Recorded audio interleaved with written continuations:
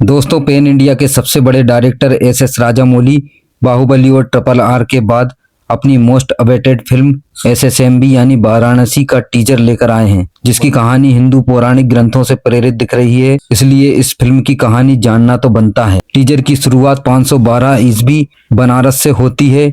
इसके बाद 2027 में एक एस्टेरॉयड संभवी अंटार्कटिका के सबसे बड़े रोस आइस शेल्फ यानी रोज हिम चट्टान से टकराता है। इसके बाद कहानी अम्बासेली राष्ट्रीय उद्यान अफ्रीका में पहुंच जाती है, जहां माउंट किलिमंजारो के लुभावने दृश्य दिखाए गए हैं, जिसमें हाथी, जिराफ, जेबरा दिखाए गए हैं। इसके बाद कहानी उग्रभट्टी केव वारांचल पहुंच जाती है, जहां एक हिंदू पौराणिक ग्रंथों की देवी छिन्नमस्तिका की प्रतिमा दिखाई जाती है, जिनके एक हाथ में सर और एक हाथ में खड्ग है।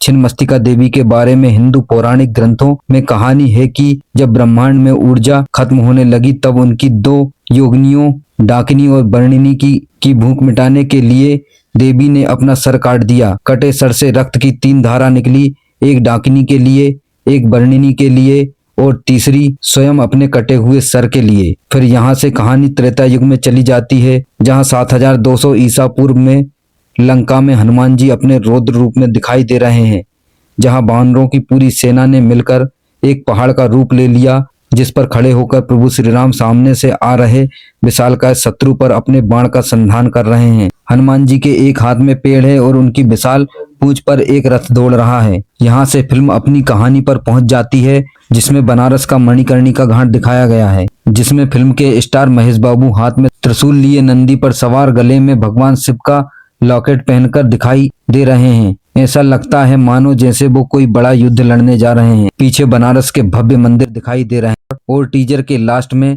ग्लोब ट्रोटर और टाइम ट्रोटर लिखा है, जिसका मतलब है ऐसा आदमी जो दुनिया में कभी भी, कहीं भी, किसी भी समय आ जा सकता है। पूरा टीजर देखने के बाद ऐसा लगता है मानो जीवन की शुरुआत बनारस से होती है, फिर एक एस्टेरॉयड टकराता है और सब कुछ खत्म हो जाता है। फिर अफ्रीका दिखाया गया है, जहां से वैज्ञानिक जीवन की शुरुआत मानते हैं। फिर एनर्जी की देवी छिन्नमस्तिका दिखाई गई हैं। फिर त्रेता युग में असत्य पर सत्य की विजय और फिर बनारस का मणिकर्णिका घाट, यानी जीवन की शुरुआत बनारस से और जीवन का अंत बनारस पर और फिर जीवन की शुरुआत। और पूरी फिल्म में फिल्म के स्टार महेश बाबू और प्रियंका चोपड़ा कहीं भी, कभी भी, किसी भी समय आज पूरी दुनिया में आ जा रहे हैं। तो टीजर को देखकर ऐसा लग रहा है कि राजामौली हमारे पौराणिक ग्रंथों से प्रेरित अच्छी कहानी लेकर आए हैं।